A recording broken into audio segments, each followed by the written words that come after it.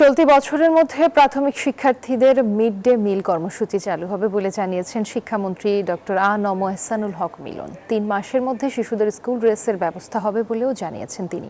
এদিকে শিশুরা মানবিক ও নৈতিকভাবে গড়ে উঠে ভবিষ্যতে যাতে দক্ষ মানব সম্পদে পরিণত হতে পারে, সরকার সে লক্ষ্যে কাজ করছে বলে জানিয়েছেন প্রধানমন্ত্রীর শিক্ষা বিষয়ক উপদেষ্টা মাহদি আমিন।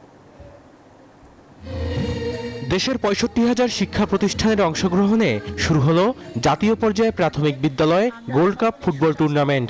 রাজধানীর মিরপুরের ন্যাশনাল বাংলা হাই স্কুলে অনুষ্ঠিত এর উদ্বোধনী অনুষ্ঠানে অংশ নেন শিক্ষামন্ত্রী ডক্টর আ.ন.ম এহসানুল হক মিলন।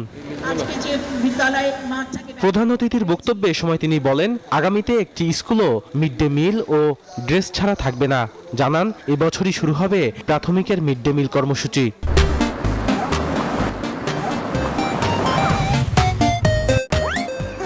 মাননীয় প্রধানমন্ত্রীর স্বপ্ন আগামীর বাংলাদেশ গড়ে তোলা, সেই জন্যই তিনি সবচেয়ে প্রাধান্য দিয়েছেন আমাদের শিশুদেরকে। এই শিশুদেরকে আনন্দময় শিক্ষার ব্যবস্থা তিনি করছেন। আপনারা আগামী 2 মাসের মধ্যেই দেখতে পাবেন আমরা সারা বাংলাদেশের শিশুদেরকে ড্রেসের ব্যবস্থা করছি। এ সময় আগামীর বাংলাদেশ গড়তে সারা দেশের শিক্ষা ব্যবস্থাকে ঢেলে সাজানোর কথা বলেন প্রধানমন্ত্রীর উপদেষ্টা মাহদি আমিন।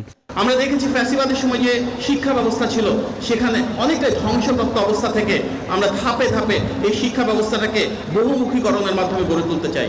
আমরা আমাদের শিশুদের মাঝে সেই যোগ্যতা এবং যোগ্যতা গড়ে তুলব, যেখানে তারা শুধু ভালো মানুষই হবেন না, শুধু কর্মদক্ষই হবেন না, তাদের কর্মযোগ্যের মাধ্যমে এই সমাজের পরিবর্তন হবে, মানুষের ভাগ্যের পরিবর্তন হবে।